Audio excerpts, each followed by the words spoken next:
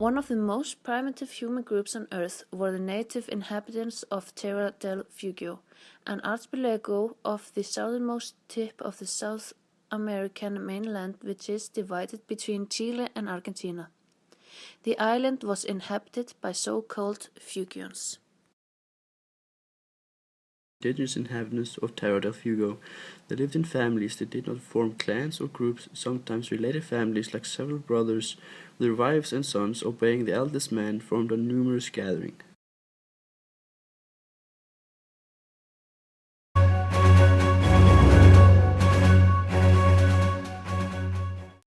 Come with us. We're looking for a member of the Fuegian tribe.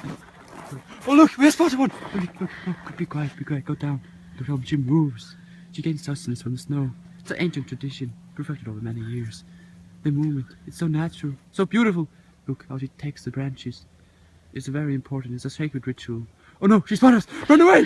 Run away! Run away! The Fuegian religion was based on the belief in an almighty supreme god, master and owner of all things.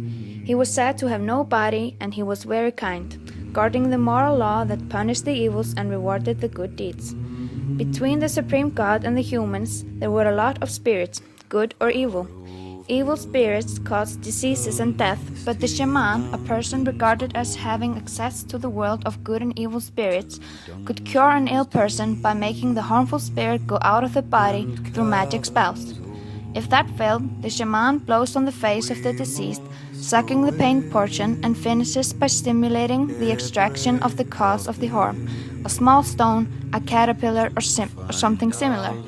Shamans were very feared and respected in the belief because besides curing, they were believed to also cause diseases. Belonged to several cultures including the Onas, the Yagans, and the Alacalufs.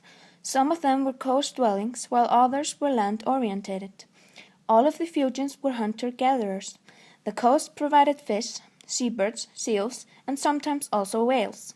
On the inland they could and would hunt herds of guanaco along with gathering wild fruits. Fishing was made from primitive bark canoes, using baskets, fiber nets submerged in the waters as scoops, or from the banks using hands. Bow and arrows were used for hunting birds, while seals and larger mammals were killed using harpoons with bone tips. None of these cultures knew farming, weaving, skin tanning, pottery, or basket making. Also, the cultures had a nomadic lifestyle, which means they wandered around and lived in camps, so you could say that they lacked permanent shelters. Sealskin was an important item for the Fuegians because they mostly wore sealskin, but sometimes they wore otterskins, untanned and unprocessed. They used the skin to wrap themselves up during the day, but during the night they used it as mattresses and blankets.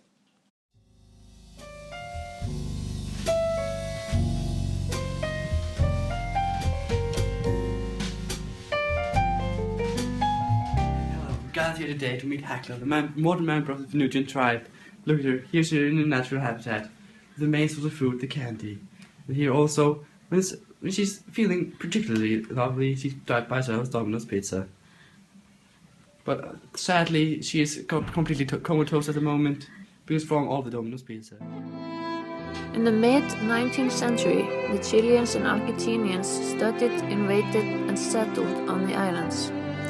They brought with them diseases such as measles and smallpox, for which the Fuegians had no immunity. The Fuegian population was devastated by the diseases, and their numbers were reduced from several thousands in the 19th century to hundreds in the 20th century.